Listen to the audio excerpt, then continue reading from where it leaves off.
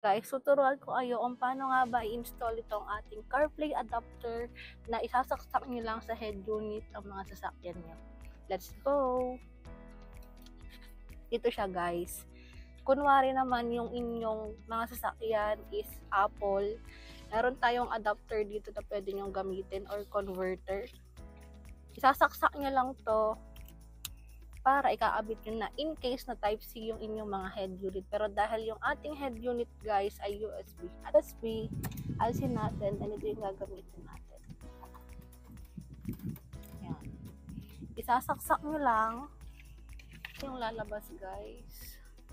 Be sure lang na i-connect nyo siya through Bluetooth ng mga phone nyo. And then once connected na, wait mo lang. Boom! O, diba? Sobrang dali lang, guys. Ayan na. Ayan, guys. Pwede na kayong mamili kung anong music yung gusto nyo. Sa search natin, meron na kayong recent searches kung ano yung mga last yung napuntahan. Ayan, pwede.